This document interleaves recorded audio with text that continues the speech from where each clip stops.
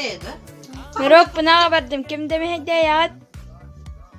Dur kutara nağıl var, distansiyonla diye. Hep bir imanla hata var, televizyon iyi görebiliyor. Onu kokunu, maman ke. Endo, kahando. O döküyle bıraktın da. Kaydak da. Ben o döküyle bıraktı. Mama durar babata. Da. Kayda. Kilip binemek keda. Vay. Atacağım indi kilip binep. Aha. Ulan nasıl? Hürdün de. Onur kınca da açışı. Olan kanına hüre ay. Etimi taşım kıtta hürem bu. Açımın da hüreyim bu da. Aha, paka. Aha, hubunla. Aha, çıda var, sabuyu. Aha, çıpaka, çumut. Ben de küçük varak koydu bitti. Döküyle bu fındı canım. O döküyle bırak fıttırcı mama. Onuruk. Cere. Ay kız, doğuz kile bol bunca. Mama. Kilepin bırakabım mı minemiye? Kaydak bırakalım o. Bırakabım mı?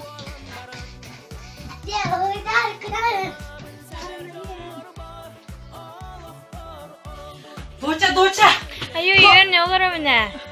Doça, min fiyene kurdu kırar hepin. Bugün ekten hağalar. Tak. Hürer hepin. Bununla gel biz kaka kalır hepin karoçe. Ayak atevetti. Fiyene kilep yemek kırıp. Doça. Irakpın. O dedi kıradı. İnternet hemen kayarı. Bu taatinin o çubuğuna bir iki pay vermek yine olur olacak. Doça, mama del başlıkta da ya. Bastana hambaramın içiyle mi bu? Onu tut. Dur bince bitince. Otur bu ne? Bastana. Ayo, isigin diyorsun her günlerde. Doça, kalktın da. Seni minüten tut, minik minüten şöyle dik baktık. Nasıl kalkalım buna? Limanya, baş.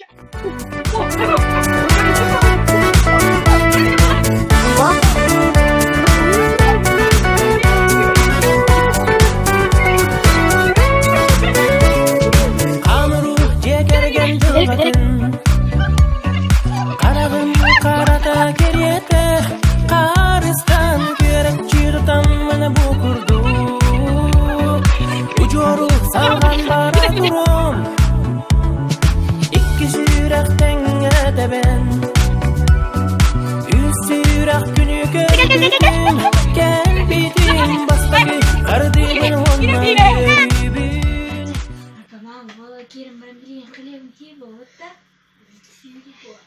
Bayağı ki diye. Elbet çıkardım diye. Hüyek.